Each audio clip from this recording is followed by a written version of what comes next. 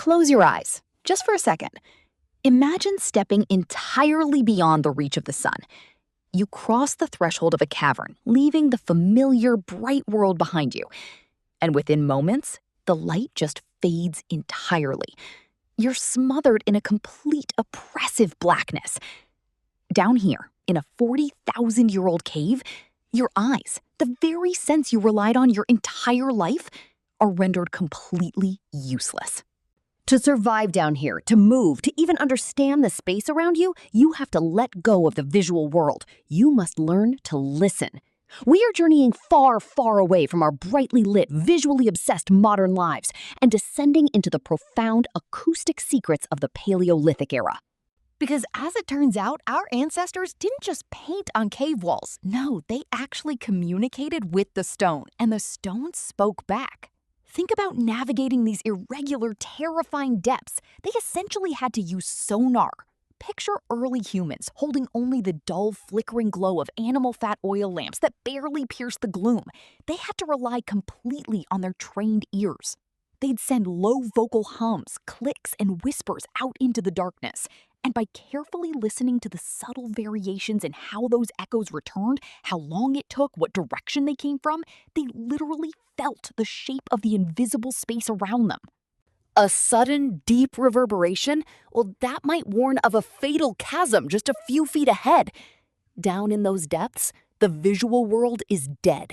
But the cave is immensely, overwhelmingly alive. You see, when you speak down there, the cavern doesn't just swallow the sound, it holds on to it. Echoes linger, they overlap, and they return from completely unpredictable directions, all thanks to the jagged, irregular walls. For the people of the Paleolithic, this wasn't just some neat physical phenomenon. It was an encounter with an environment that actively responded to them. It was a pitch-black reality that possessed a voice of its very own. Imagine that. 40,000 to 20,000 years ago, in the total absence of natural light, our ancestors voluntarily entered the most inaccessible parts of the Earth. These are places where humans really do not naturally belong. Navigating via those echoes, hums, and whispers, they encountered uncanny acoustic responses from the stone walls. They actually found places where a single clap spawned 7 distinct echoes, where the rock itself seemed to hum with an invisible, almost electric energy. And that brings us to a truly haunting scientific revelation. After mapping the acoustics of caves in Burgundy, like Arcy-sur-Cure, a musicologist named Iégor Reznikoff discovered something incredible.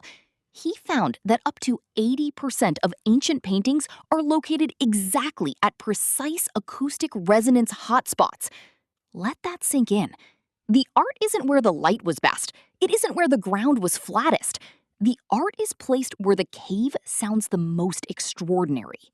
In some of the narrowest, most claustrophobic tunnels, we're talking places where you literally have to crawl on your stomach in absolute darkness, researchers didn't find any large animal paintings. Instead, they found solitary red ochre dots, and these dots were placed at the exact point of maximum resonance. When these ancient tribes found a living sound point where their hums suddenly amplified and filled the entire space, they marked it. They were leaving visual anchors for what was a purely auditory experience. But the mystery gets even deeper when we look at the specific animals painted on these walls. Researcher Stephen J. Waller uncovered a staggering correlation in the reflected sound levels.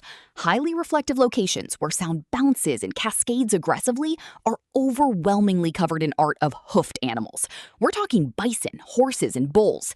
Conversely, the acoustically dead zones, the completely silent areas of the caves, are reserved almost entirely for felines.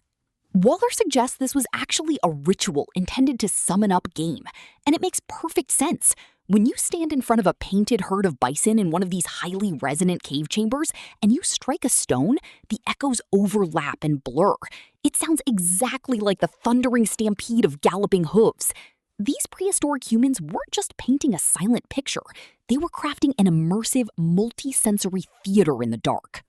Just put yourself in that ritual for a moment. First, you strike the lithophone rock pillar in the dark. Then you hear the immense reverberation, that cascading sound of galloping hooves echoing all around you. And finally, through this massive sensory overload, you summon the animal spirits from the stone. A Paleolithic mind, a mind totally ignorant of the physics of sound waves, that echo wasn't just a bounce of acoustic energy. No, it was a spirit waking up, tearing through the membrane of the stone to enter their world. So the earth itself was literally their instrument. Across caves in France, Spain, and Portugal, there are stalagmites and rock pillars, heavily decorated with red dots that actually bear the physical, chipped marks of being repeatedly struck. These are lithophones.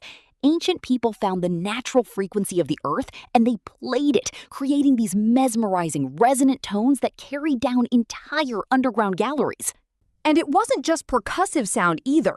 The oldest surviving musical instruments we have, these delicate flutes carved out of bone, have been discovered in these exact same highly resonant chambers, like the Grand Hall of Istritz. They sang, they hummed, and they adapted the pitch of their bone flutes to perfectly match the natural frequency of the cave. Just imagine the rhythmic, looping echoes of a drum, a flute, and a human voice reflecting off the damp stone. It would induce a deeply hypnotic spiritual state, a pure communion with the unseen. But over the millennia, something profound shifted. For most of human history, we lived in an ear culture. It was ancient, resonant, a time where listening meant surviving, and sound was our deep, tethered connection to the unseen spirit world and nature. Today, though, we inhabit an eye culture. We're a visually dominated species now. We crave the literal. We want things brightly lit and clearly defined. And in the process of seeking all that light, we've become almost entirely isolated from the Earth's natural acoustic rhythms. We emerged from the primal resonance of those caves, and we traded the whispering mysteries of the Earth for illuminated concrete spaces.